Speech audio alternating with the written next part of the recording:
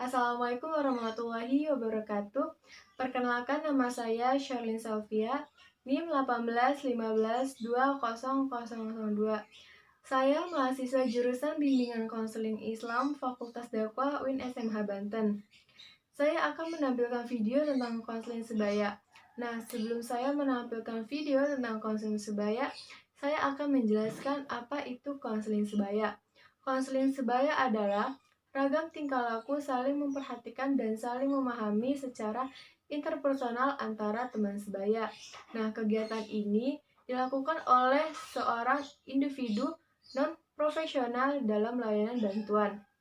Manfaat konseling sebaya yaitu dapat memahami karakteristik siswa, dapat menyelesaikan masalah siswa, dan yang terakhir dapat beradaptasi dengan siswa lainnya maupun dengan sekolahnya.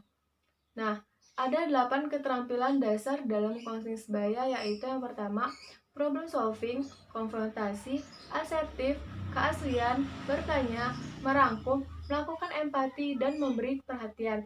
Nah, itu saja yang bisa saya dapat sampaikan. Selanjutnya, selamat menonton video saya. Assalamualaikum. Waalaikumsalam. Oh, ini Mbak Juria yang kemarin ngechat saya untuk konseling hari ini ya? Iya. Selamat masuk. Mbak Juria, habis dari mana? Dari rumah. Oh, apa kabar sebelumnya? Alhamdulillah baik. Kalau boleh tahu sekarang kesibukannya apa ya? Sekarang lagi kuliah. Jurusan apa? PAI. PAI itu apa? Pendidikan Agama Islam. Oh, mau jadi guru ya? Iya. Guru sekolah gitu ya. Oke, baik. Sebelumnya udah pernah konseling belum? Belum. Baru pertama kali ya. Nah, jadi saya akan menjelaskan sedikit apa itu konseling. Jadi konseling itu sebuah proses pemberian bantuan dari konselor kepada klien guna menyelesaikan masalah klien. Nah, konseling ini ada dua asas ya. Yang pertama itu ada asas kerahasiaan.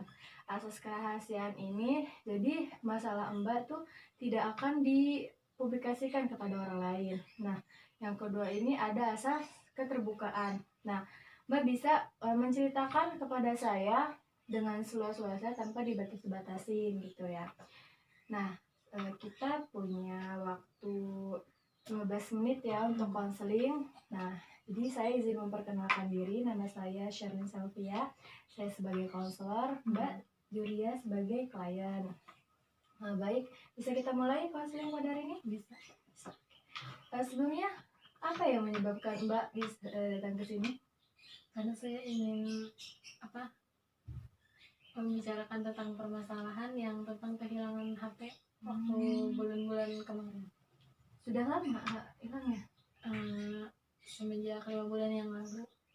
Kalau boleh tahu bagaimana kejadiannya? Kejadian itu terjadi di dalam angkot. Jadi saya kan duduk di angkot ya. Tadinya penuh. Nah, pas yang penumpang sebelah saya udah turun, jadi yang penumpang laki-laki yang di dekat pintu itu pindah posisinya menjadi di dekat saya. Dan saat itu juga kondisi saya sedang memegang HP ya. Lagi penting sih itu juga. Kalau nggak penting mah nggak diaktifin sama saya. Nah, mungkin dari situ dia ngincer, jadi dia pindah ke sebelah saya, terus dia membawa tas besar. Saya juga nggak tahu ya dia mau ngapain gitu, nggak curiga awalnya. Terus tanpa ada apa-apa, saya secara tidak langsung tidak sadar gitu dengan apa yang terjadi. Ya, tiba-tiba saya merasakan ngantuk, terus pusing, dan pas dia turun, penumpang yang sebelah saya turun itu, ya di situ saya langsung sadar sendiri gitu tuh. Terus pas nyari HP, saya kan ingetnya udah ditaruh di dalam tas. Nah, ya udah tuh saya aman-aman aja di situ, karena saya pikir udah dalam tas. Nah, pas saya turun, nggak ada gitu tuh, HP tuh nggak ada. Kira sih tuh HP, ternyata itu dompet, karena kan bentuknya hampir sama gitu kan. Nah, saya itu dikeluarin semua tuh isi dalam tas itu, tapi ternyata nggak ada.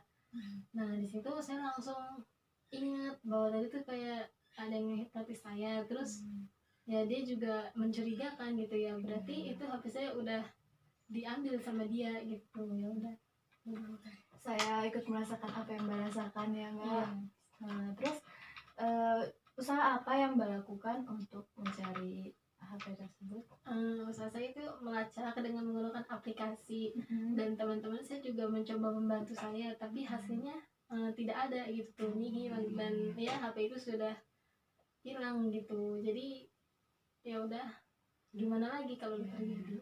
Kenal tidak sama notis itu? Nggak kenal. Enggak ya, orang lain gitu ya. Terus orang tua Mbak tahu HP Anda hilang? Orang tua saya tahu. Ya awalnya mereka juga nggak percaya. Ya itu juga emang salah saya sih, kan teledor main HP di angkot, kan udah dibilangin gitu tuh ya, jangan main HP di angkot. Tapi itu kan ya cuma sebentar gitu, tapi nggak nyangka kejadiannya bakal kayak gini. Ya marah pasti marah, tapi waktu saya bilang tidak apa-apa, ikhlaskan saja, mungkin orang yang mengambil HP kamu itu lebih membutuhkan gitu. Terus kalau pas di angkot itu orang sekitar Anda tahu nggak? Misalnya memperhatikan itu. Mereka sepertinya terhipnotis juga. Seandainya mereka tahu, pasti mereka juga bilang, mbak itu HP-nya diiniin. Tapi mereka diam aja gitu, nggak ada yang ngomong. Mungkin mereka juga terhipnotis sama seperti saya. Ya zaman sekarang kan handphone butuh banget ya buat berkomunikasi dengan orang terdekat gitu ya. Terus sekarang sudah ada penggantinya atau bagaimana handphonenya? Penggantinya? Alhamdulillah sudah ada ya. Bisa saya simpulkan permasalahan Mbak. Jadi HP Mbak hilang. Terus yang kedua itu Mbak kena hipnotis.